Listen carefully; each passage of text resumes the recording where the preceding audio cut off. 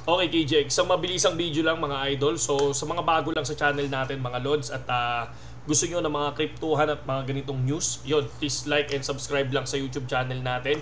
And kung tatanungin nyo kung ano yung platform na ginagamit ko, syempre BitGet ang ginagamit nating platform. Sanay na kasi ako dito sa BitGet. Kasi, bakit BitGet? Kasi sa copy trading, sila yung isa sa nangunguna mga idol. Kasi ang copy trading ng BitGet talagang sobrang aggressive, laging nag-trade mga idol. Kung gusto nyong subukan yan at kung gusto nyong bumili dito ng mga meme coins, BTC, ETH, mga primary coins, pwede yan. Gamitin nyo lang yung link natin sa description. Tapos sabay, alam niyo na, no? Kapag may event si BitGet, kasali kayo doon mga idol. Okay, ito yung analysis natin sa mga bago mga idol. Ito yung nilagay nating support. Makikita nyo naman sa mga previous video natin. So, ang support natin kay BTC ay kinuha natin sa 42,350 and then 43,350 and 43,200 or 197, no? Sabi nga natin noong nakaraan. So, ayan, kung mapapansin nyo, ayan nga, bumagsak nga. And then ito, pababa na naman siya, pero kinakabahan ako dito. I think pag pumalo to dito sa resistance natin mga lodi, no? 42,300. 42,300, makikita ulit natin ang next, no? Makikita ulit natin ang 41,000. 41,600 I think, no? So ayan 'yon, no? Papunta na siya ng 41,600 mga lods. Etong next support na to. 41,900. I think 41,900. Yan mga idol, or 41,800. Once na pumalo yan dyan, tutuloy yan ng hanggang 41,600 pababa mga lodi, no?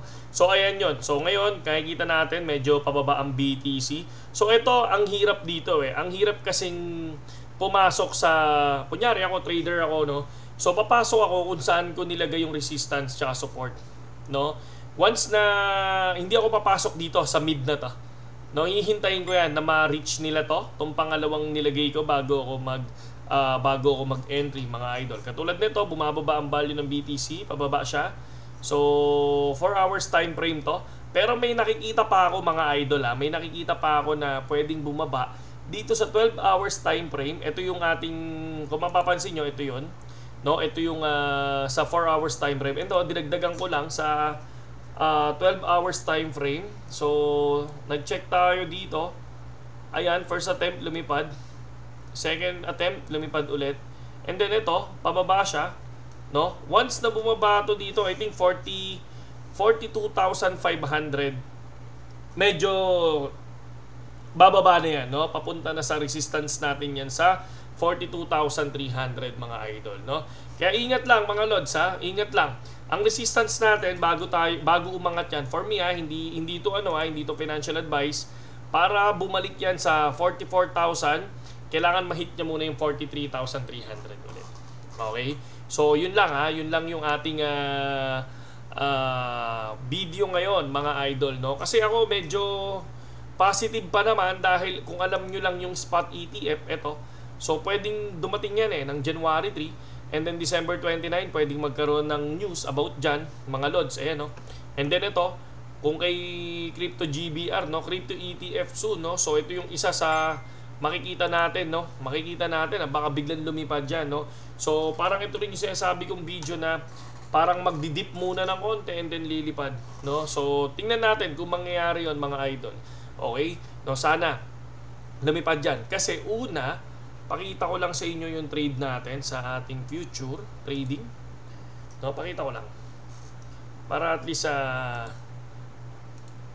future trading, ito. So, ayan. Negative tayo mga idol. So, ayan, no, negative 35 USDT tayo and negative 2 USDT. So, ito naman, dito BTC, no? ETH siya and then yung PYT. So, tinusubukan natin mga idol. So, sabi ko nga sa inyo, sa channel natin, talagang tayo. Pinapakita natin lahat, yung negative natin and then yung positive, diba? So ngayon, nasa negative side tayo kasi ETH siya. So titingnan natin kung makakabawi ba ang ETH natin or hindi. Okay? No, yun lang sa ngayon KGX. Kung gusto nyong pumasok sa BitGet, at mag-copy trade at matuto no sa crypto, no. So sabay-sabay tayong mag-aral mga idol, no. Gamitin niyo lang yung link natin sa description and then kita-kits tayo sa trading. Saludo.